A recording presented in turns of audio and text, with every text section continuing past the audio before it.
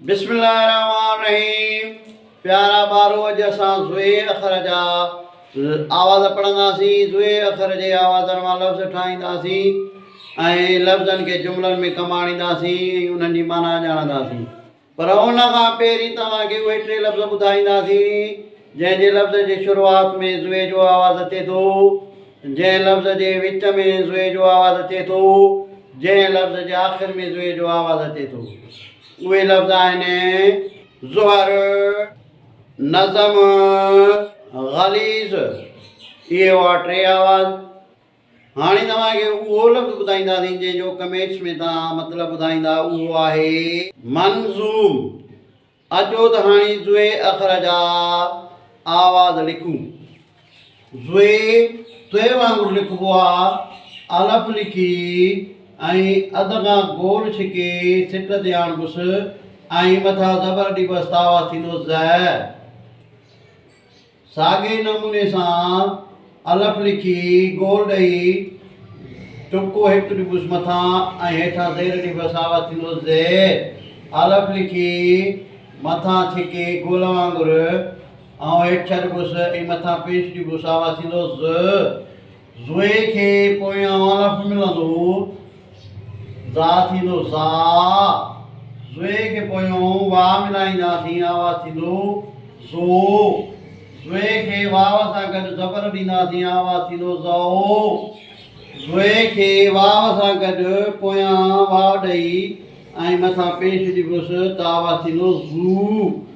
उन खां पोइ थींदो ज़ुए ज़े, ये ॾिबसि पोयां आवाज़ु थींदो ज़े।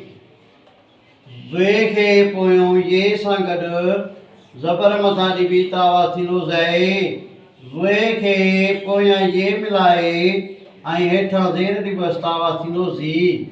ज़, ज़े, ज़, ज़ा, ज़ो, ज़ो, ज़ू, ज़े, ज़े, ज़ी।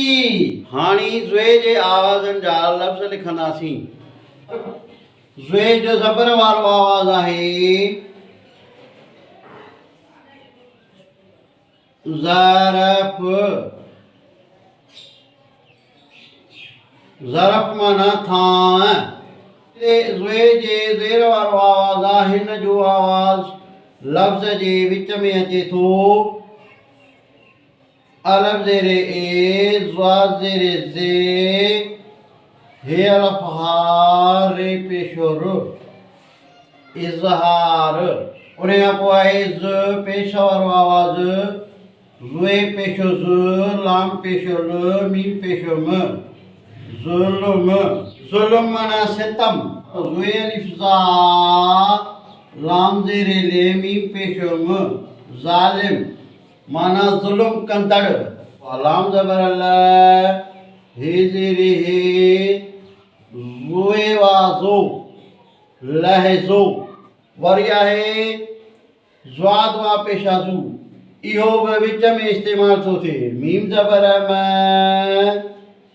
नून ज़ेर ने, ज़्वाद वा पेशा ज़ू, रे पेशो र, मानी ज़ूर।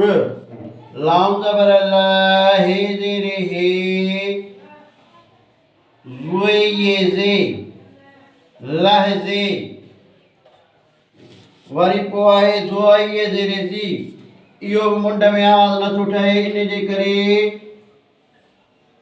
इनखे बि लफ़्ज़ जे विच में इस्तेमालु कयो वियो आहे। ऐन ज़बर अ, ज़ुए ये ज़ेर ज़ी, मीम पेशो म, अज़ीम। इहे हुआ लफ़्ज़ ज़रफ़, इज़हार, ज़ुल्म, ज़ालिम, लहज़ो, मंज़ूर, लहज़े, अज़ीम। हिन वीडियो खे लाइक कंदा, शेयर कंदा, फॉलो कंदा। यूट्यूब ते सिंधी एजुकेशन 92 खे फॉलो कंदा।